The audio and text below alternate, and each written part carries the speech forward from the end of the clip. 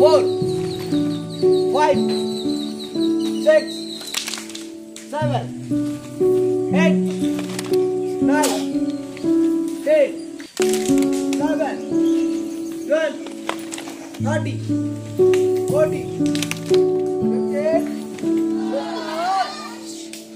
2, 3, 4, 5, 6, 7, 8, 9, 10.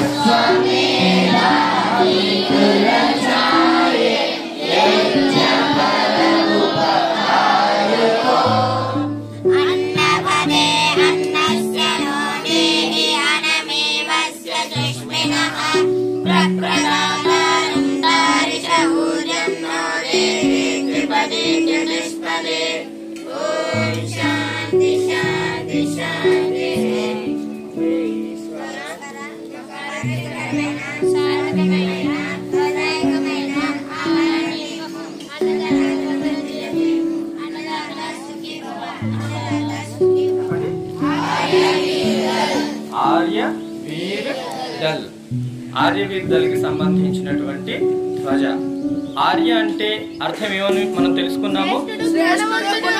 శ్రేష్ఠులు, గుణవంతులు, జ్ఞానవంతులు, ఈశ్వరుడు చెప్పిన ఉపదేశాన్ని, ఈశ్వరుడి ఆజ్ఞలను పాటించే వారిని ఆర్యులు అని అంటారు. వీరులంటే ఎవరు? అన్యాయాన్ని, అక్రమాలని ఎదురించేవాడు వీరుడు. ఆర్య వీర్ అనే ఈ రెండు పదాలకు అర్థమైందా? దళ అంటే సంఘటనము, సమూహము. ఈశ్వరుడు చెప్పిన మాటలను వినేవాళ్ళు శ్రేష్టమైన వ్యక్తులు, జ్ఞానవంతుల యొక్క సమూహము. ఈ సమూహం ఎటువంటి సమూహము? అన్యాయాలను, అరాచకాలను, అక్రమాలను ఎదురించే భుజబలము, శక్తి సామర్థ్యాలు కలిగి ఉన్నటువంటి సమూహము ఆర్యవీర్ దళ్ అంటే ఇది. మరి ఈ ధ్వజ ఉన్నది, జెండా ఉన్నది. జెండా ఉన్నది. ఎవరన్నా నన్ను చంపడానికి వచ్చారా, లేకపోతే నా దేశాన్ని హతమార్చడానికి, మా ప్రజలను ఇబ్బంది పెట్టడానికి ఎవరైనా వచ్చారంటే వాళ్ళని శస్త్రవిద్యతో ఓడించడానికి కూడా నేను సిద్ధమే అంటే చెప్తారు. నేను రెండు విద్యల్లో సమర్థుడైనటువంటి వ్యక్తిని. శాస్త్రార్థం కోసం వస్తారా నన్ను ఎదిరించడానికి సిద్ధంగా.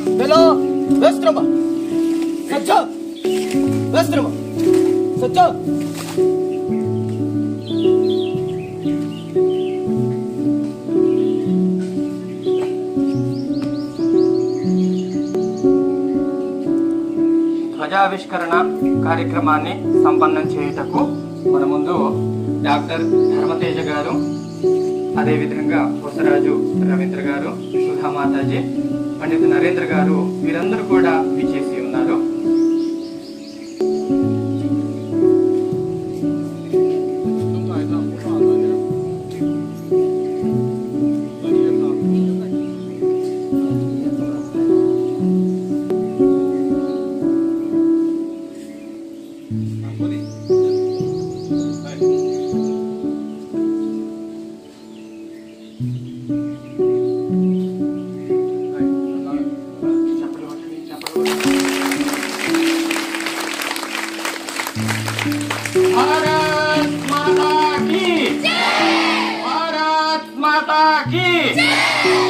कृण्वन्तो विश्वमान्यं कृण्वन्तो आर्य समाज वेद की ज्योति ओम का झंडा चंद्रशेखर आजाद की नेताजी सुभाष चंद्र बोस की सरदार वल्लभ भाई पटेल की वीर भगत सिंह की राजगुरु सुखदेव भगत सिंह की भारत माता की నీతి శ్లోకాలను నేర్చుకోండి మహాపురుషుల గాథను నేర్చుకోండి అట్లా నేర్చుకొని ఇక్కడే వదిలిపెడతారా ఏం చేయాలి ఇంటి దగ్గర కూడా అదే ప్రాక్టీస్ చేయాలా మీరు 5 గంటలు లేస్తే ఇంటి దగ్గర మళ్ళీ 8 గంటలు లేస్తారా ఒకలాగే లేవాలా ఓకే అట్లా సమయం ఇక్కడ ఏం నేర్చుకున్నారో అవన్నీ ఇంటి దగ్గర కూడా అవే ఆలోచించాలి అవే ఆచరించాలా తల్లిదండ్రులు ఉదయం లేవగానే దండం పెట్టుకోవాలా అవునా ఆశీర్వాదం తీసుకోవాలా పెద్దలు ఎవరు వచ్చినా వాళ్ళ ఆశీర్వాదం తీసుకోవాలా సంధ్యా చేయాలా రోజు సంధ్యా మంత్రం నేర్పిస్తారు భోజనం చేసే ముందు అన్న మంత్రం భోజన మంత్రం నేర్పిస్తారు సో శయన మంత్రం నేర్పిస్తారు ఆర్యవీర్ దళ్ అనేది మహర్షి దయానంద సరస్వతి ఆర్య సమాజం వాళ్ళ యువజన సంఘం ఓకే ఈ సమాజంలో 3 ఉద్దేశాలు చెప్పారు దాంట్లో ఆర్య సమాజం ఏర్పరిచేటప్పుడు దయానంద మహర్షి 10 నియమాలు దశ నియమాలు ఏర్పరిచారు అంటే 10 కమాండ్మెంట్స్ ఏదైనా మీరు ఈ సమాజాన్ని ముందుకు తీసుకువెళ్ళాలంటే ఒక 10 నియమాలు ఏర్పరిచారు ఓకే దాంట్లోది 6వ నియమం ప్రపంచానికి ఉపకారం చేయుట ఈ సమాజం యొక్క జీవితం అంతా సుఖమయమవుతుంది చాలా ఉన్నతమైన మార్గంలో శ్రేష్ఠులుగా మీరు జీవించగలుగుతారు దానికి మొట్టమొదటి ఆశ్రమము మీదే ఇక్కడనే మీరు ప్రకృతిని అధ్యయనం చేయాలి మంచి మంచి చదువులు చదువుకోవాలి చదువుకులు కూడా ఏం చదువుకోవాలి మహర్షి కృత గ్రంథాలు మాత్రమే చదవాలి ఒక పుస్తకం నేను చెప్తాను మీరు మహర్షి స్వామి దయానందుడు రచించిన పుస్తకము సత్యార్థ ప్రకాశము చెప్పండి మీరందరూ సత్య అర్థ ప్రకాశము సత్యం ఏదైతే ఉన్నదో దాన్ని అర్థవంతంగా ప్రకాశం చేసిన మహర్షి గొప్ప తనముతోని తన యొక్క ఉత్కృష్టమైన రచన ఒక గ్రంథం రాశారు దాన్ని సత్యార్థ ప్రకాశం అన్నారు ఎంత గొప్ప గ్రంథం అంటే ఆ ఒక్క గ్రంథం చదివితే మీరందరూ పండితులు అవుతారు పండిట్జీ అంటారు ఆ ఒక్క చిన్న గ్రంథం చదివితేనే నన్ను 25 సంవత్సరాల్లోనే అందరూ పండిట్జీ అన్నారు అంత గొప్ప గ్రంథం అది అన్ని విషయాలు అందులో ఉన్నాయి సత్యార్థ ప్రకాశ్ కాబట్టి ఆ సత్యార్థ ప్రకాశ్ కూడా మీరు ఎప్పుడైనా కానీ తీసుకొని మీ జీవితంలో ఎప్పుడైనా చదవండి దాన్ని